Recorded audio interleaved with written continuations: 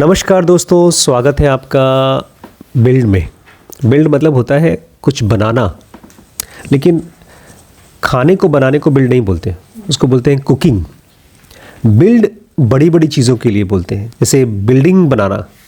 In fact building word build का ही extension है, कुछ बड़ा कंस्ट्रक्ट करना। और बिजनेस को बनाना तो एक बिल्डिंग बनाने से भी ज़्यादा मुश्किल है, क्योंकि बिल्डिंग बनाने में तो सब कुछ क्लियर होता है, ईटा सीमेंट गारा। हालांकि उसमें भी बहुत मेहनत होती है, नक्शा बनता है, बहुत मजदूर चाहिए होते हैं, कई महीनों का, कई सालों का काम होता है।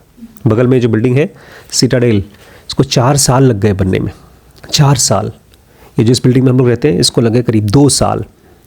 तो जिन चीज़ों को कई साल लग जाते हैं उसको बिल्ड किया जाता है। हम लोग जेनोगा बेसिक कोर्स, एडवांस कोर्स बना रहे हैं। हम लोग जेनोगा के लिए डीप नॉलेज का एक ऐप बिल्ड कर रहे हैं। उसके लिए हम लोग वीडियोस बना रहे हैं, और इसके लिए हमें ढेर सारे लोग चाहिए जो टीम की तरह काम कर सकें। बहुत बार हम सब चाहते तो हैं बहुत काम करना, लेकिन हम उसके लिए सही तरीके से इक्विप्ड नहीं होते। मतलब हमें उसका एक्सपीरियंस नहीं होता, उसका नॉलेज नहीं होता, उसका प्रैक्टिस नहीं होता। तो और एक चीज़ है जिसके बारे में हम लोगों को लगता है कि नॉलेज की ज़रूरत नहीं है, लेकिन बहुत ज़रूरत है उसके लिए, और वही हम लोग सीख रहे हैं आजकल। एक टीम बिल्ड करना। सगे भाई आपस में टीम नहीं बना पाते, बहुत रेयर होता है बना पाते हैं। हमारी फैमिली में पुन्नू और उनकी फैमिली है, 5 भाई। वो लोग 5 लोग मिल करके एक टीम की तरह अपने बिजनेस को चला पा रहे हैं। मैंने कल बात की थी मनोज भैया से, ताऊ जी के बेटे। वो 7 भाई बहन हैं। वो सब मिल करके कोई बिजनेस नहीं कर पा रहे हैं, टीम नहीं बिल्ड कर पा रहे हैं। क्यों नहीं बनती टीम? क्योंकि लोग नहीं जानते ब्रेक पॉइंट के बारे में। ब्रेक पॉइंट वो ख़ास पॉइंट होते हैं जहाँ पर चीज़ें टूटती हैं, कंपनीज टूटती हैं। और क्यों नहीं बनती कंपनीज या टीम? क्योंकि लोग नहीं जानते हैं कल्चर के बारे में। कल्चर के बारे में कल हमने पढ़ा था, कल्चर पिन पॉइंट करना बहुत मुश्किल है, और इसीलिए उसको मेंटेन करना बहुत मुश्किल है। मैं कुछ ऐसी प्रजातियों को जानता हूँ जो हज़ारों सालों से सर्वाइव कर पा रही हैं आदिवासी जंगलों में। पता है उनका एक बड़ा ख़ास कल्चर है। अगर सपने में किसी ने किसी को हर्ट कर दिया, सपने में, मान लीजिए मैंने सपने में आपको गाली दिया, तो उस कबीले का कल्चर रूल ये है कि सुबह उठ करके मैं आपको आकर सॉरी बोलूं, क्योंकि मैंने सपने में आपको डांटा था। बहुत ही खूबसूरत कल्चर है ये। तो उसी कल्चर को हम लोग आज और पढ़ते हैं। कल्चर के लिए आपको हमने पढ़ा था जो भी चीज़ें निकल के आ रही हैं। जैसे हमने कल पढ़ा था टोनी फेडल की कंपनी नेस्ट में वो लोग बारबेक्यू करते थे। अभी हम लोग की फैमिली बहुत दिनों बाद बब्बू और आप सब मिल करके यहाँ पर इकट्ठे हुए हैं, इतने लंबे समय तक के लिए, 10-15 दिन के लिए। हम लोगों को साल में एक बार इसको करना चाहिए, हमको साल में एक बार करना चाहिए। और फिर उसके अंदर में क्या क्या चीज़ें करें वो भी लिखना चाहिए, एक्सप्लिसिट करना चाहिए। अच्छा, अभी तो हमारी फैमिली है ये, अभी ये कोई कंपनी नहीं बनी है। मैं आज बब्बू से बोल रहा था, अपने छोटे भाई से, कि तुम सुनते बोलते नहीं हो, लेकिन तुम बहुत से काम कर सकते हो डीप नॉलेज में। कविता भी कर सकती है, लेकिन वो सारे काम तुम्हें सीखने पड़ेंगे। जैसे मैं अगर बैंगलोर जाता हूँ तो मुझे सारा काम खुद ही करना पड़ता है। कंप्यूटर का ढेर सारा काम जिसमें सुनना बोलना नहीं चाहिए, वो सब मुझे करना पड़ता है। वो तुम सीख सकते हो, वो तो एक पार्ट है। जब आप टीम बनाते हैं तो किसी बड़े काम को करने का एक तरीका होता है, खाना बनाने का एक तरीका होता है। अभी तो आप 2-4 लोगों का खाना बनाती हैं, मान लीजिए आपको रोज़ 100 लोगों का खाना बनाना पड़े, तो आप खोजेंगे कैसे कोई मशीन के ज़रिए बनाया जा सकता है रोटी। क्योंकि बड़े बड़े जहाँ पर खाना बनते हैं, बड़े बड़े जगह होटलों में, वहाँ पर मशीनें होती हैं, रोटियों की मशीन होती है, सब्जी के बड़े बड़े अलग ही सिस्टम होता है, पाइपलाइन अलग होता है। और यहाँ पर भी हम लोग जो वीडियोस बनाते हैं उसमें एक सिस्टम डेवलप किया है हम लोगों ने। तो अभी तो हम नहीं सोचते, लेकिन जब आपको अपनी कंपनी का कल्चर बनाना होगा तो अपनी टीम को बोलिए, लिखें वो अपना काम कैसे करते हैं इसको लिखें। लिखने की आदत है ही नहीं हम लोगों को आज, लेकिन हमने अपनी डीप नॉलेज में और एमपी स्कैन में एक नई चीज़ चालू की है। हमने HR पॉलिसीज़ लिखना शुरू किया है। एम्प्लॉयमेंट जब कोई आदमी ज्वाइन करेगा तो उसकी HR पॉलिसीज़ क्या होंगी वो लिखा है। छुट्टी लेने की पॉलिसीज़ क्या होंगी वो लिखा है, प्रॉपर लिखा है। उसको प्रिंट आउट करके मैंने उसको देखा, उसको अप्रूव किया, उसमें कुछ चीज़ें ऐड की, कुछ चीज़ें निकाली। तो आप चीज़ों को कैसे करते हैं इसको लिखिए। जैसे छुट्टी एक बड़ी इंपॉर्टेंट चीज़ है। जब कोई बीमार होता है तो उसको छुट्टी मिलनी चाहिए, किसी को अर्जेंट छुट्टी मांगता है तो उसको किस वजह से मिलनी चाहिए, ये सब चीज़ें उसमें लिखी होनी चाहिए। हम लोग उसको ऐसे ही सोचते हैं चलो उन लोग अपनी बुद्धि विवेक से दे देंगे छुट्टी। तो एक छुट्टी का एक छोटा सा इंपॉर्टेंट पॉइंट है जो हम लोग ये नहीं सोचते कि इसके बारे में कोई डिस्कस करने की ज़रूरत है, लेकिन एक टीम, एक कंपनी में ये सारी चीज़ें क्लियर होती हैं। जैसे बब्बू के यहाँ NTPC में साल में कितनी छुट्टियां मिलेंगी, कितनी पेड लीव मिलेंगी, कितनी अनपेड लीव मिलेगी, वो सब चीज़ें शुरू से ही सारे एम्प्लॉयज़ के लिए क्लियर है, लिखा हुआ है। और अगर आप किसी बड़े बिजनेस में हैं, किसी प्रोडक्ट में या किसी सर्विस में, तो आपको ये पूछना पड़ेगा हमारी कंपनी का मार्केटिंग प्रोसेस कैसा है। क्या चीज़? Marketing process. अब मैंने 2 शब्द बोल दिया, मार्केटिंग प्रोसेस। ये 2 शब्द सुनने में जितना आसान था उसके बारे में सोचना, उसके बारे में लिखना इतना मुश्किल है, क्योंकि हम कुछ नहीं जानते। जैसे कोई आदमी खाली जगह दे दे हमको और बोले इसमें बिल्डिंग खड़ी करनी है तुम्हें या शहर बसाना है उसमें, तो मार्केटिंग प्रोसेस क्या होगा। जैसे अभी हमारे लिए डीप नॉलेज के लिए, हमारे कोर्सेज के लिए सबसे अच्छा तरीका कौन सा है मार्केटिंग करने का, ये आपको लिखना होगा, डिस्कस करना होगा टीम के साथ। अभी जैसे हमारा जो ऐप बना है उसके अंदर में कोडिंग की गई है, लोगों ने कोड लिखे हैं। तो कौन से लैंग्वेज से कोड लिखा है, वो कोड कहाँ है, आपकी कंपनी का इंजीनियरिंग प्रोसेस कैसा है। एक तरफ मार्केटिंग प्रोसेस कैसा है, दूसरी तरफ इंजीनियरिंग प्रोसेस कैसा है। और जब आप कोई प्रोडक्ट बना रहे हैं और कोई बहुत बड़ा प्रोडक्ट है तो उसके अलग अलग फेजेस कौन से हैं।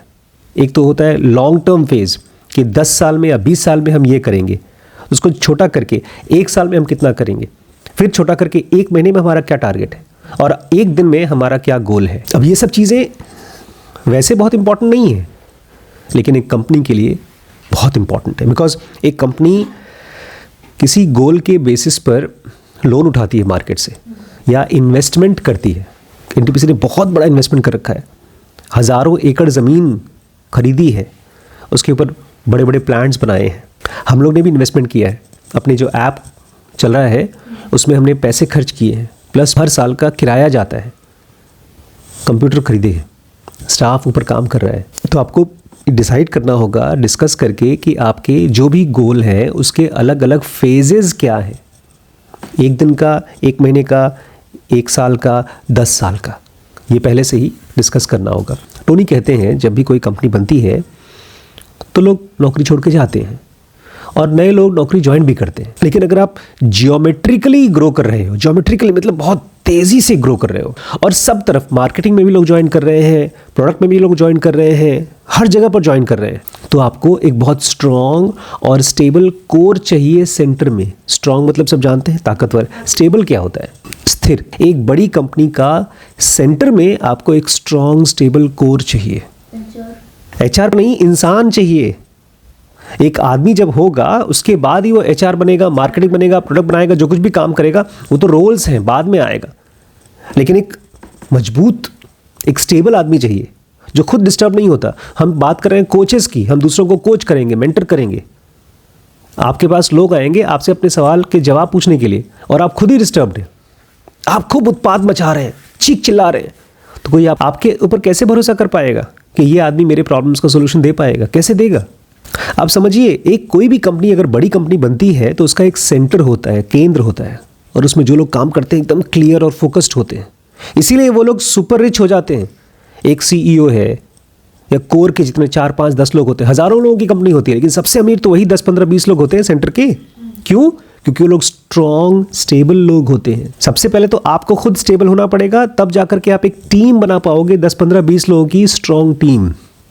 और उसके बाद जब कोई नया आदमी आएगा तो पुराना आदमी उस नए आदमी को वॉक थ्रू कराएगा कि देखो हमारे यहाँ ऐसे काम होता है, सिस्टम ऐसा है, सफाई ऐसे होती है, अभी तो जिस लेवल पे हम लोग हैं, हम लोगों को आपस में देखना पड़ेगा कि कैसे खाना खाते हैं। सुबह सुबह हम सब टेबल पे बैठते हैं, अगर बड़ी मम्मी ना हो तो हम लोग फ्रूट्स नहीं खाएंगे,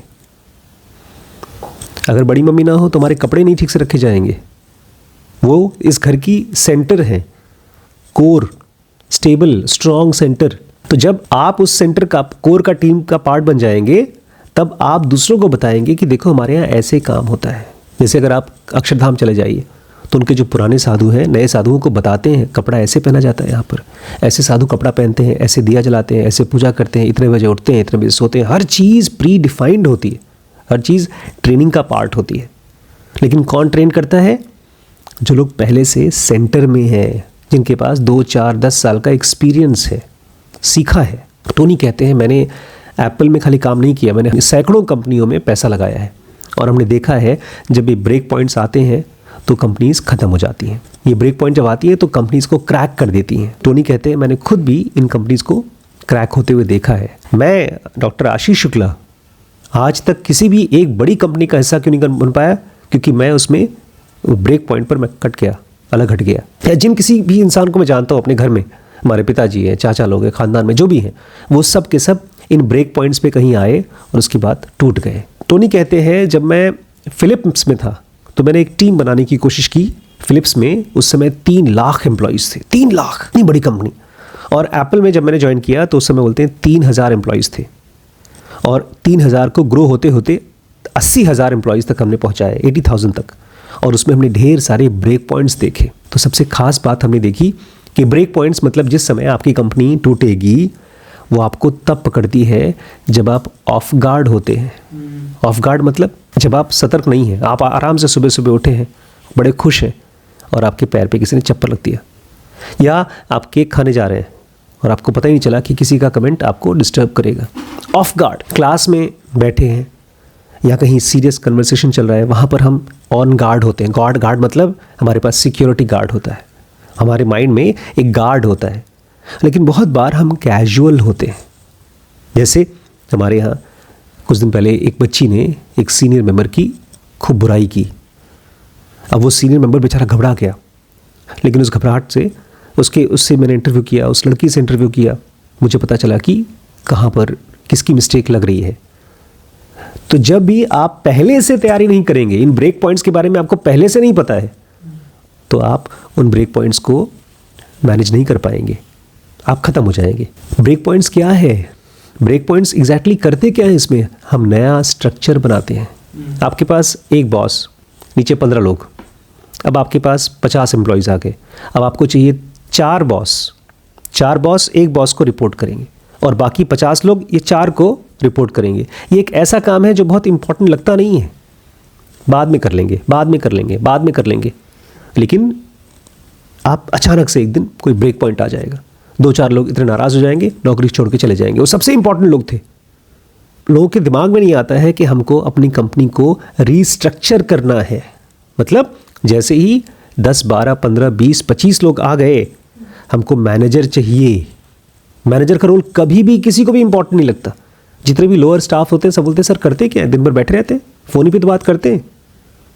जैसे इस घर में हम सबको लगता होगा कमरे बड़े इंपॉर्टेंट हैं, बाथरूम बहुत इंपॉर्टेंट है, लेकिन किसी को नहीं लगता चलने की स्पेस कितनी इंपॉर्टेंट है। जब आप इस कमरे से बाहर निकलेंगे, लॉबी है, एंट्रेंस है, उसके बारे में हम कभी कुछ सोचते ही नहीं हैं।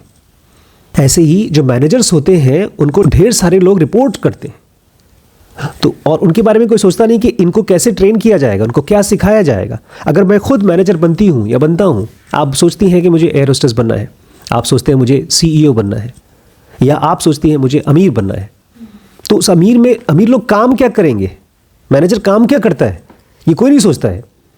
क्योंकि हमने पहले से जाना नहीं है कि कंपनी जब ग्रो करती है तो टूटती है। ब्रेक पॉइंट्स के बारे में जाना नहीं है। ब्रेक पॉइंट के लिए अगर प्लानिंग करना है तो आपके पास जो 10 काम है उसके ऊपर का काम है ये। जैसे अभी आज मैं भूल गया, कल भी भूल गया, शायद कल भी भूल जाऊंगा। हमको GST नंबर चाहिए, हमें GST एक टैक्स का नंबर होता है। एक NGO रजिस्ट्रेशन कराना है, हमने प्रिंट आउट किया था, कागज़ प्रिंट आउट किया था, लेकिन वो आगे काम चला ही नहीं। ये किसका काम है, किसके मेमोरी में आना चाहिए, कौन डिसाइड करेगा? मैनेजर्स का यही काम होता है, सीईओज का यही काम होता है। आपके पास 10 काम है, उस 10 काम के ऊपर एक और काम हो जाता है। मैनेजर का काम बड़ा अर्जेंट वाला काम नहीं है, अल्ट्रासाउंड का काम अर्जेंट वाला काम है, खाना बनाना अर्जेंट वाला काम है, लेकिन एक नया पैन कार्ड बनाना है, टैक्स का फाइलिंग करना है, कंपनी की प्लानिंग करनी है, नए लोगों को हायर करना है, नई ब्रांच खोलनी है, ये सब चीज़ किसी के दिमाग में नहीं आता।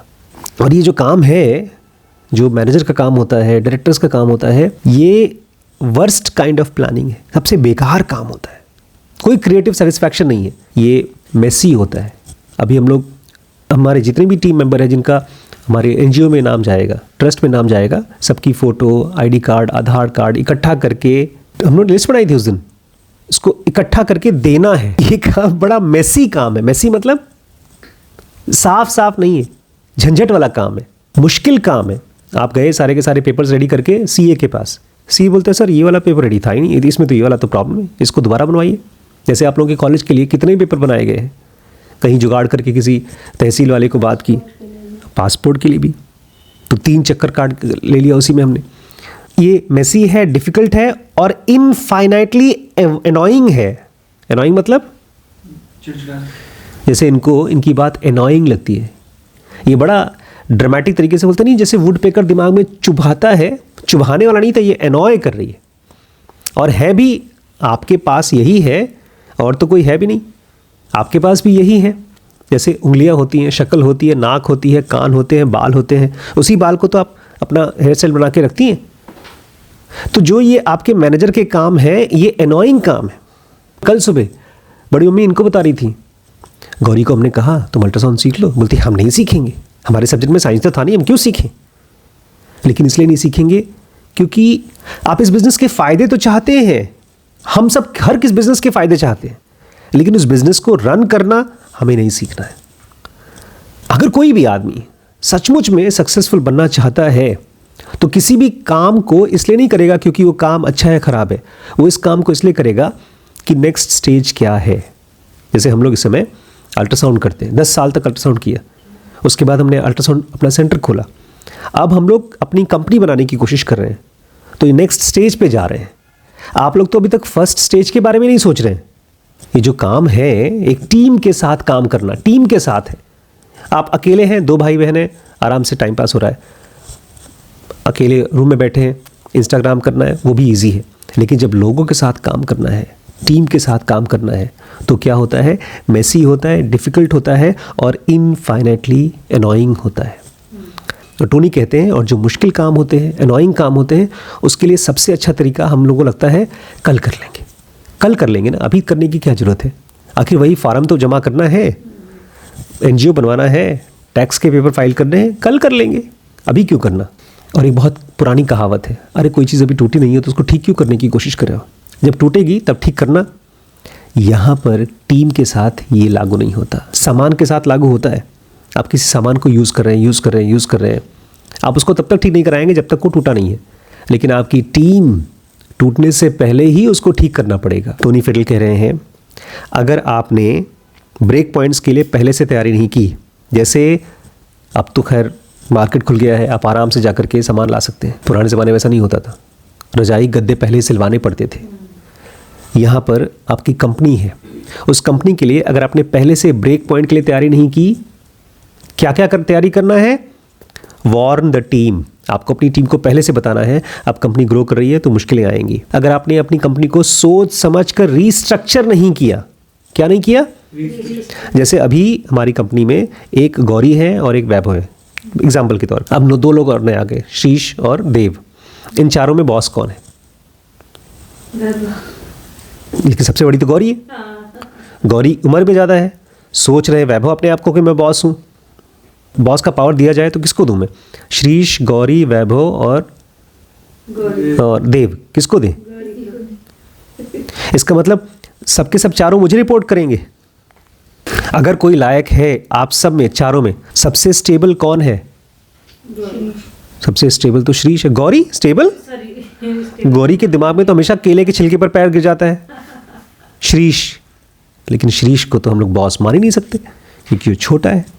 लेकिन अगर मेरी कंपनी हो और आप चारों उसमें आए तो मैं शायद शीश जैसे ही लड़के को बॉस बनाओ। खैर, इसको बोलते हैं ऑर्ग रीस्ट्रक्चर, एक कंपनी का रीस्ट्रक्चर करना। जैसे ऊपर कंपनी में हमने दिलीप को बॉस बनाया है, आशीष को नहीं बनाया। तो अगर आपने पहले से प्लानिंग करके अपनी कंपनी का रीस्ट्रक्चरिंग नहीं किया, और जो रीस्ट्रक्चर करते हैं रोल को फर्स्ट और इंडिविजुअल सेकंड, सुनिए, आप सबको छोटी मम्मी की बात माननी पड़ती है, बड़ी मम्मी की बात माननी पड़ती है, या मेरी बात माननी पड़ती है। क्यों?